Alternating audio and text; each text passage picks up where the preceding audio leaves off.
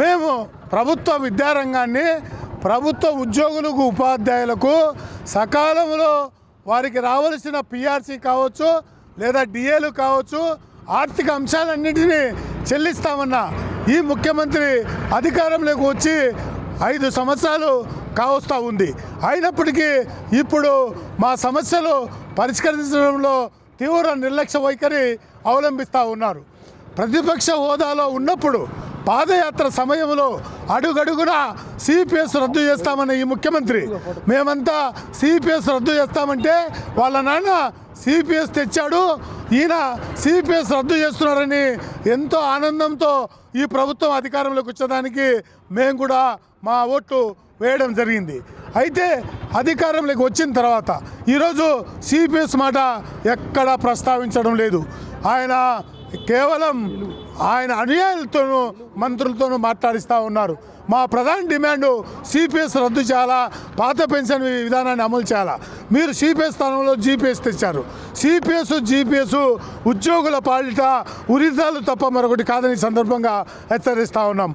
అలాగే 2 సంవత్సరాలుగా మేము దాచుకున్న సొమ్ము పిఎఫ్ కావచ్చు, ఏపీజీఎల్ఐ కావచ్చు, మెడికల్ రీయింబర్స్ బిల్లులు కావచ్చు 18,000 కోట్ల రూపాయలు ఈ ప్రభుత్వం బకాయి పడ్డది. ఇవి చెల్లించాలని సంవత్సర కాలంగా పోరాటాలు చేస్తున్న ప్రభుత్వం నుంచి స్పందన లేదు.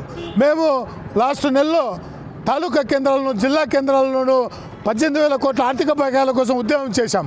చివరిగా నిన్న 9, 10 తేదీల్లో 36 గంటల దీక్ష అమరావతిలో పెట్టాలనుకుంటే ప్రభుత్వం జిల్లా కేంద్రాల్లోనూ రాష్ట్రంలో బస్టాండ్లను రైల్వే స్టేషన్లను ఎక్కడికక్కడ అరెస్ట్ చేసి అక్రమ నిర్బంధాలు, పోలీసు నిర్బంధాలు ప్రయోగించి ఆపడాన్ని మేము తీవ్రంగా ఖండిస్తూ ఉన్నాం.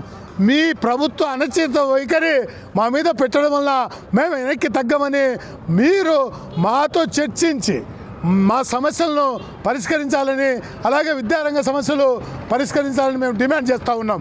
మీరు ఏదైతే ప్రాథమిక విద్య బలోపేతం కోసం నాడు నేడు పేరుతో పాఠశాలలకు ఒకవైపు రంగు హంగులు దిద్దుతూ మరోవైపేమో ప్రాథమిక విద్య నిర్వీర్యం కోసం జీవో 117 నుంచి సమీపంలో ఉన్న ఉన్నత పాఠశాలలో 3, 4, 5 తరగతులు కలపడం వల్ల ఈరోజు హై స్కూలు పాఠశాలల పరిస్థితి అయోమయంగా మారింది. 1, 2 తరగతుల్లో విద్యార్థుల ఎన్రోల్మెంట్ తగ్గిపోయింది. కాబట్టి మీరు పోలీసు నిర్బంధాలతోనూ మీ ప్రభుత్వ నిర్బంధాలతోనూ మమ్మల్ని భయపెట్టాలని చూస్తే వెనక్కి పోయేది లేదని, మా సమస్యలు పరిష్కరించే వరకు ఉద్యమాలను ఉధృతం చేస్తామని ఈ సందర్భంగా తెలియజేస్తా ఉన్నా. మరిన్ని వీడియోస్ కోసం ఛానల్ ని సబ్స్క్రైబ్ చేయండి. లేటెస్ట్ అప్డేట్స్ కోసం వాట్సాప్ ఛానల్ ని ఫాలో చేయండి. అండ్ లింక్ డిస్క్రిప్షన్ లో ఉంది.